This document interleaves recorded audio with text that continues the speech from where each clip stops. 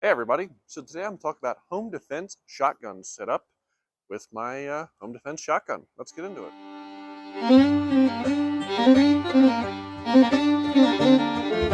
Now, before I get into this video, if you like this content, hit the subscribe button. It really helps me out. I really appreciate it. Likes, comments, all that good stuff really helps out the channel. Merch down below available, helps support the channel if you're interested. Coupon codes, all that good stuff down below. Anyway, let's get into it. So, the home defense shotgun. Now, I'm going to do videos later on talking about is the shotgun a good home defense weapon, all that. Short answer is, of course, yes, I do, hence why I have one. I'm going to talk about how I set mine up. I'm not an expert by any means. I'm just a guy on YouTube, but I think this is a pretty good setup, and it might be good for you too. So let's get into it. So the base of this shotgun is a Mossberg 590 retrograde. The retrograde is basically a standard 590, but it's got nice wood furniture. It's got the heat shield, nice big butt pad. Again, basically a standard 590 just with wood furniture. 590s come with a bayonet lug, which is why I have probably the most controversial bit of kit on my shotgun, a bayonet. Now, every time I take pictures of this thing and stick it on the internet with the bayonet, someone somewhere gets triggered and upset because they say that the bayonet is a detriment to the gun. It makes it longer. You're probably not wrong. I have the bayonet on there sometimes, mostly for show. Look, if somebody breaks on and the bayonet happens to be on there, I'm sure that this will help with the intimidation factor of trying to get this person to leave my home. At the end of the day, the bayonet is mostly just for fun. I decided to get one because, hey, it's got a bayonet lug, and like any guy, there was an attachment point on the gun. I had to stick something there, so bayonet. This is a standard M7 surplus bayonet. For anybody wondering, I've done a video on this before, the surplus M7 bayonets fit on here nicely. The new production Ontario ones are just a smidge longer, don't fit as nicely. So if you're looking for a bayonet for your Mossberg 590 bayonet lug, get the surplus one. Moving on to the more important stuff, light. So I have a Streamlight TLR1HL on here, and I went with a pistol light because I like the flipper on this because there's really not any room to put a pressure switch unless I wanted to try and stick it on here, which I didn't. But I can just reach up, flick it with my finger right off the pump. I can get up here off and on, right? And it's a little bit smaller. Again, you don't have a whole ton of room on a shotgun like this, but I like this. And the throw on it, easily 50 yards plus, 800 lumens. This is going to do more than enough inside a house, inside a home defense situation, so perfectly fine for me. How I attached it to the gun.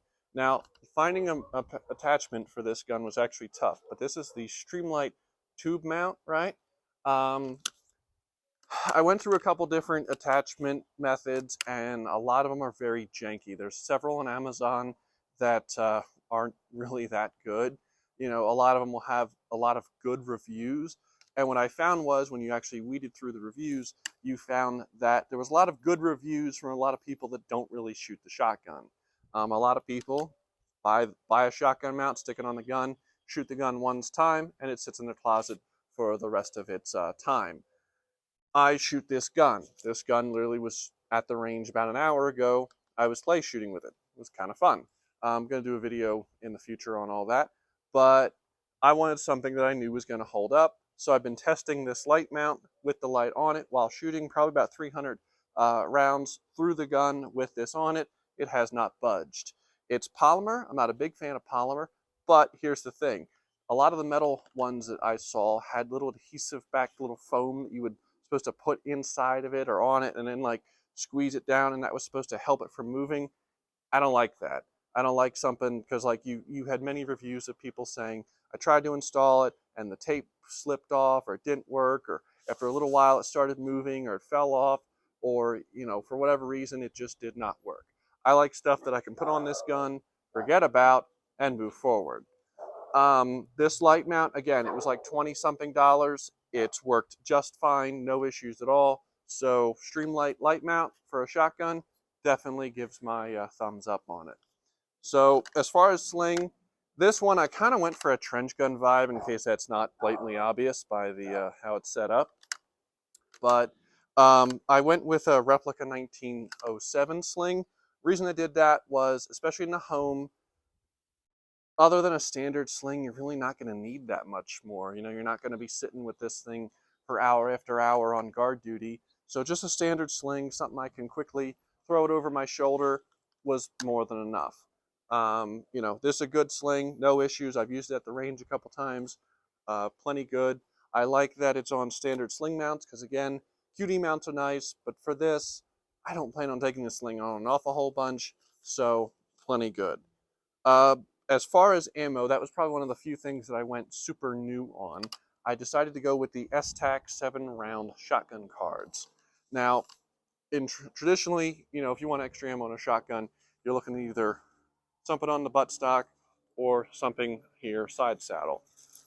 I have nothing against them, but the future is now, and now is Velcro. Now, it's god-awful ugly. God, it's ugly. But what these shotgun cards allow you to do is, say you've got this loaded, and I'd normally have it loaded with pretty much just standard buckshot. What this allows you to do is, say you're in this magical long-term fight to defend your home, and you've run the gun dry, you've run the shotgun card dry, you can rip this off, reach into your bag, and I'll cover the bag in a minute, pull out a new one, slap it on, and there you go.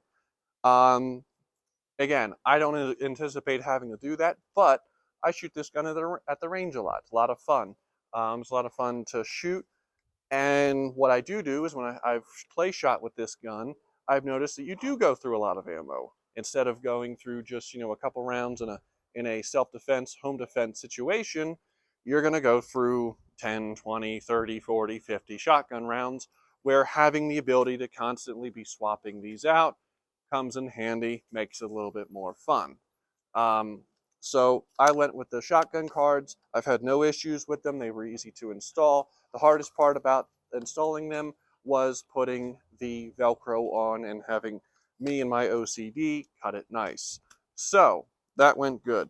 That's pretty much the only big, like, new modern thing I put on this gun. Everything else, I guess, except for the light, you know, is pretty old school, retro looking. Again, to go for the Trench Gun 5.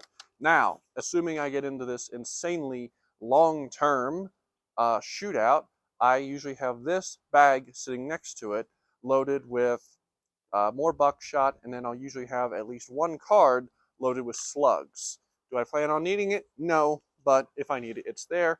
And again, when I take this to the range, I'll usually dump out all the buckshot, load it with birdshot, and then I've got the ability to, you know, sit there and load my gun as needed. So that is my home defense shotgun. This is how I got it set up. Put down below what you think. Things you'd change, things you like. Put down below what you think, and have a good day.